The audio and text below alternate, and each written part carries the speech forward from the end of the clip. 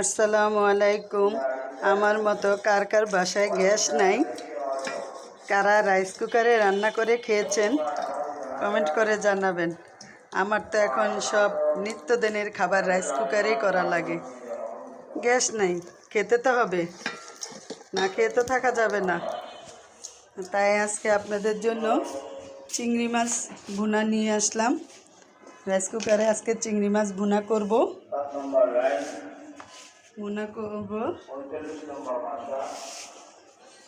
একদিন বাসায় ট্রাই করে দেখবেন যে কেমন হয়। বাসায় ট্রাই করে দেখবেন, রাইস কুকারের রান্না আসলেই মজা। কার কাছে কেমন লাগে জানি না, আমার কাছে কিন্তু অনেক ভালো লাগে রাইস কুকারের খাবার।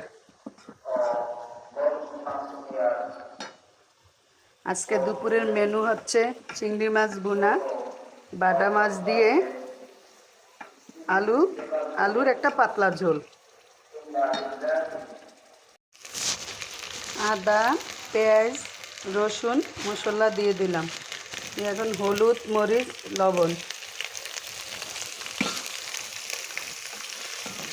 এই মশলাগুলো আমি ভালো করে কষাতে থাকবো। এই যে মশলা কষাতে কষাতে যখন তেলটা উপরে চলে আসবে, তখন আমার চিংড়ি মাছগুলো দিয়ে দিতে হবে। এই যে এখন আমি সবগুলো চিংড়ি মাছ দিয়ে দিব।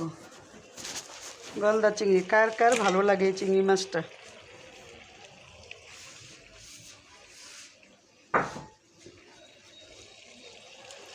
এখন আমি মাছগুলো ভালো করে কষাতে থাকবো। যখন মাছের গায়ে মশলাগুলো লেগে যাবে এবং ভালো মতো কষানো হবে, তখন আমি পেঁয়াজ টমেটো দিয়ে দিব।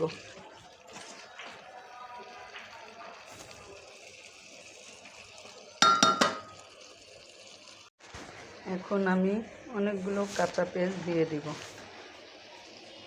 কাঁচা পেঁয়াজটা পরে দেওয়ার কারণ যখন চিংড়ি মাছটা হয়ে আসবে, কাঁচা পেঁয়াজটা দাঁতের নিচে পড়বে, তখন আসলে ভালো লাগে খেতে। এই জন্যই আমি কাঁচা পেঁয়াজটা পরে দিছি। রান্না করতে করতে কাঁচা পেঁয়াজটা হয়ে যাবে। এই যে এখন হালকা ঝোল দিয়ে দিলাম।